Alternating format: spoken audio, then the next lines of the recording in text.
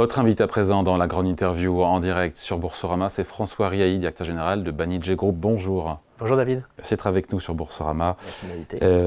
Groupe dans le divertissement au sens large, production audiovisuelle, les paris sportifs, l'événementiel, coté sur Euronext Amsterdam, valorisé autour de 3,5 milliards d'euros. Il faut qu'on parle évidemment des programmes télé. Juste rappelez-nous les programmes télé phares, essentiellement des séries et du divertissement, c'est ça? Alors oui, en fait, Banijay Group, c'est le leader mondial de la production télé. Je ne sais pas si tout le monde en est conscient. C'est une société française qui est leader mondial de la production télé. On fait à peu près 75% de programmes, ce qu'on appelle les programmes de flux, qui sont des émissions, des jeux. Exemple, Koh-Lanta, Masterchef, Secret Story, Star Academy et bien d'autres. Et puis, on fait à peu près 25% de nos revenus sur des séries. Et en fait, on est le premier producteur de séries non américains. Donc, c'est les deux... Quelles séries? Les séries phares? Peaky Blinders, Black Mirror, on a fait Black Mirror, Marie-Antoinette, on a fait SAS Rogue Heroes. Récemment, en France, on a fait la série culte.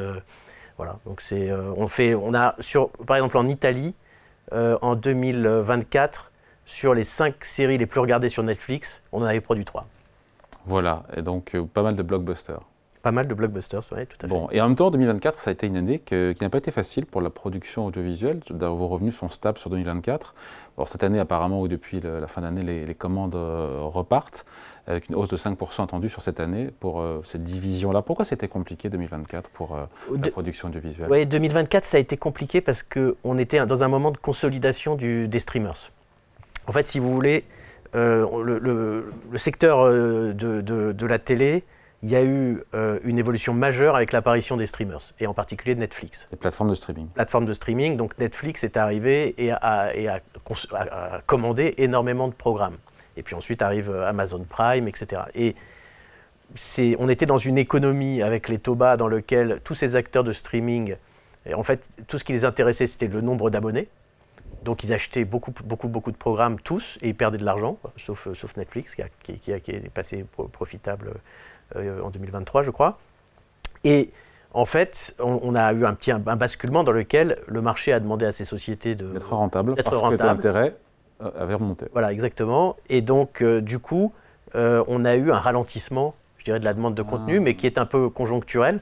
Et on considère qu'à partir de 2025, la croissance va repartir, parce qu'en fait, il y a une croissance de fond, parce que si vous réfléchissez, la demande de contenu n'a jamais été aussi forte. Tout le monde regarde ses écrans, et tout le monde regarde des écrans différents. Donc si vous comparez, je ne sais pas, il y a 15 ans, une famille devant sa télé, dans son salon, elle regardait un programme, et aujourd'hui, elle regarde 4 programmes différents, chacune sur son écran. Donc la demande de contenu... Le 4 programmes différents, vous le sortez d'où ce chiffre-là? Non, ce que je veux dire, c'est que vous, votre conjoint, vos enfants, chacun regarde un programme différent. Donc pour la vie de famille, c'est super ça. Alors c'est pour ça que nous on fait des programmes familiaux comme Fort Boyard aussi, Koh-Lanta, etc. C'est des programmes qui réunissent la famille, Star Academy. Mais donc il y a quand même des moments de retrouvailles. Mais ce que je veux dire, c'est que les gens consomment de plus en plus de vidéos et c'est ça qui drive notre croissance. Banijay, c'est l'actualité, le producteur de l'émission TPMP, c'est ça, Tout à fait. De Cyril Hanouna. Son arrêt sur C8, ça vous coûte combien? J'ai pas réussi à avoir le chiffre. Alors d'abord, d'un point de vue économique, le sujet est assez limité, puisque en fait on a 130 sociétés de production, et donc la société de Cyril Hanouna est une d'entre elles. Mais en l'occurrence, je dirais, il y a eu une zone d'incertitude en disant ça va s'arrêter sur C8. Mais en fait, ça va reprendre sur W9 à partir de septembre. C'est sûr ça? Parce que j'ai vu dans l'actu média que c'était à la fois par le groupe. Sûr. Ça a été annoncé à la fois par le groupe M6 et par Cyril. Ok.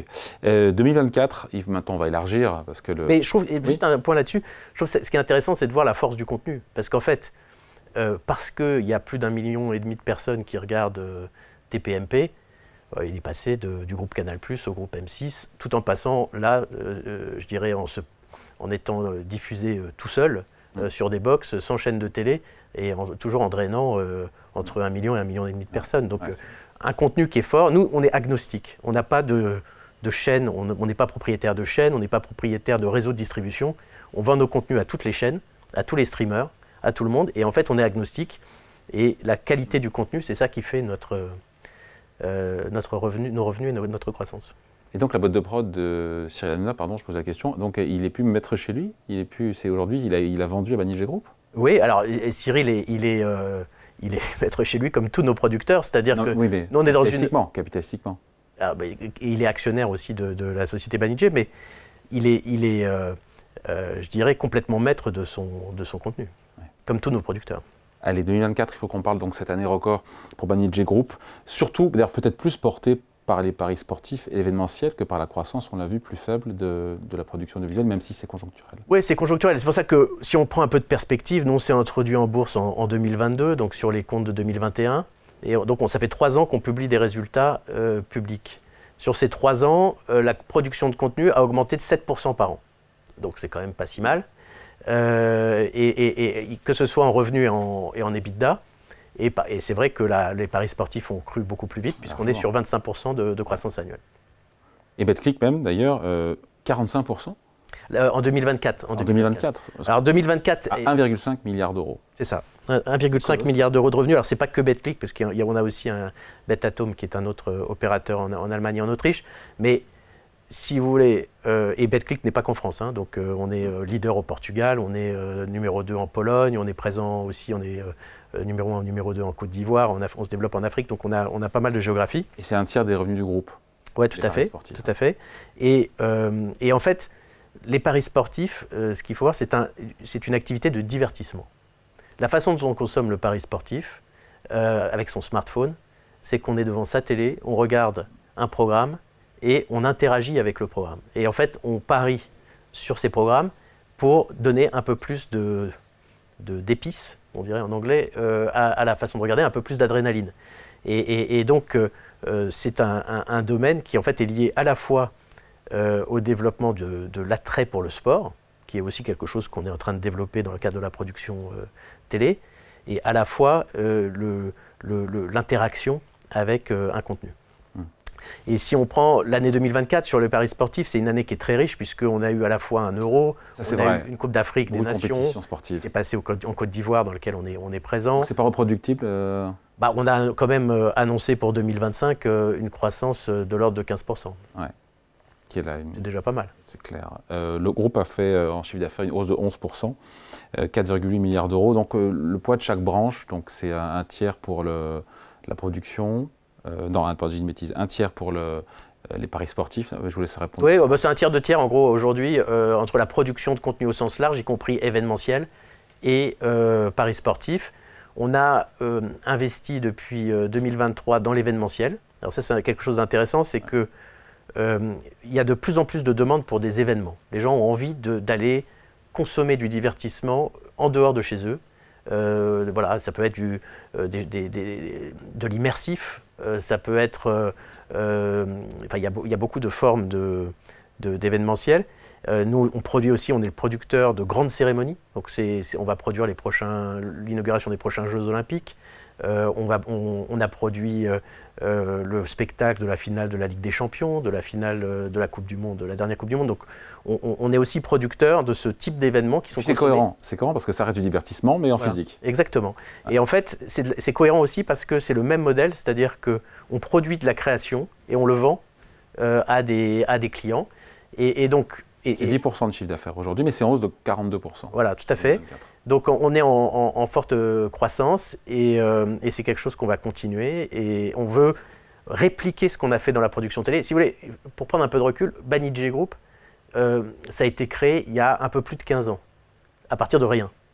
Aujourd'hui, c'est le... rappeler qui est à l'origine. Voilà, donc par Stéphane Courby, qui est l'actionnaire majoritaire aujourd'hui de la société et le président de la société.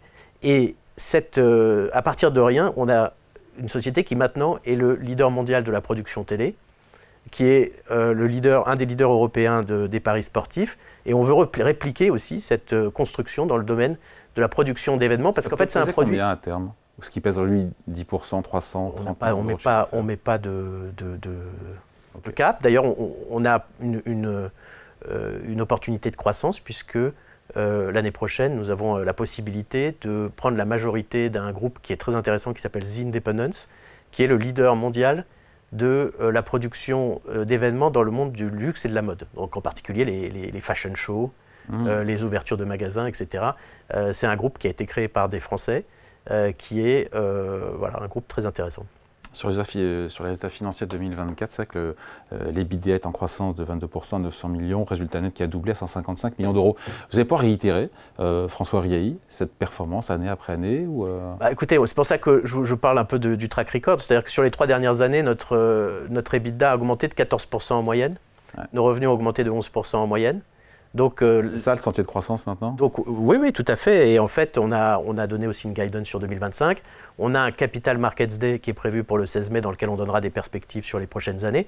Mais on est sur un domaine qui est celui du divertissement, qui est en croissance. Les gens consomment de plus en plus de divertissement.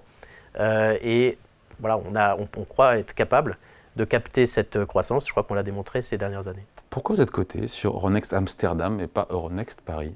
Je me suis fait la réflexion en préparant l'émission. Alors, en fait, nous, on est rentré en bourse dans le cadre de ce qu'on appelle un despacking. Donc, on a fusionné avec une société existante qui était cotée à Amsterdam. Ah. Et c'est comme ça qu'on est à Amsterdam. En fait, c'est la même chose, hein, puisque c'est Euronext. On a des origines hollandaises en plus, puisque dans notre ensemble de sociétés, on a acheté Endemol en 2020, qui était une société hollandaise. Donc, on a pas mal d'équipes et d'activités aux Pays-Bas. Et on est une société française. Oui. On est coté aux Pays-Bas, mais on est une société française, que ce soit en termes de siège ou de fiscalité. François, il y a un décalage quand même entre tout ce qu'on vient de raconter, des résultats records, un Français leader mondial de la production télé, et un cours de bourse quand même qui est, alors je ne sais pas le mot amorphe, atone, enfin qui n'est peut-être pas là où vous aimeriez qu'il soit. L'action est quasiment étale, pardon, à l'épaisseur du trait depuis l'introduction en bourse en 2022, autour de 9 euros, et en baisse de 6% sur un an. Ce décalage, vous l'expliquez comment ? Écoutez, moi, je suis d'accord avec vous déjà. C'est qu'il y a un décalage. L'explication, malheureusement, elle est assez évidente. C'est un problème de liquidité. C'est un sujet technique. Je crois que tout le monde est d'accord sur ce point.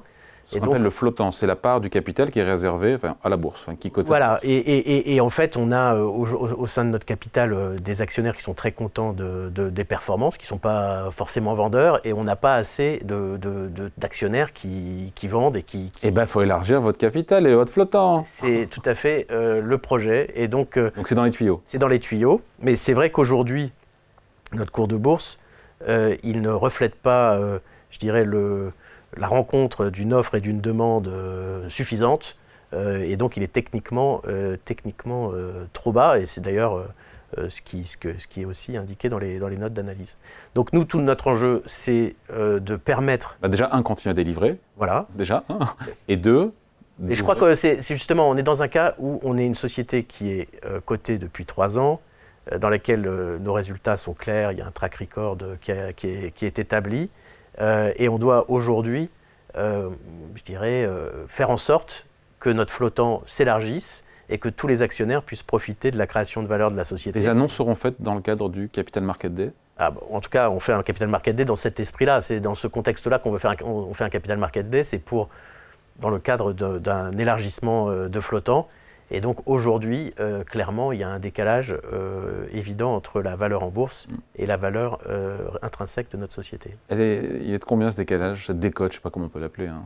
Alors, c'est pas à moi de la chiffrer, mais ce que je peux vous dire, c'est que sur la base des résultats 2024, notre cours de bourse, aujourd'hui, il fait ressortir un multiple de 6 ou 7 fois, entre 6 et 7 fois l'EBITDA, pour une société qui fait 14% de croissance moyenne et qui est leader mondial sur les voilà. Donc chacun pourra en tirer les conséquences, et chaque tour de multiple d'EBITDA en plus, c'est 2 euros de plus sur le cours de bourse. Ça peut aller vite là, hein. On l'espère. Allez, merci de passer nous voir. François Riahi, directeur général de Banijay Group, invité de la grande interview en direct et aussi en replay sur Boursorama. Merci. Merci.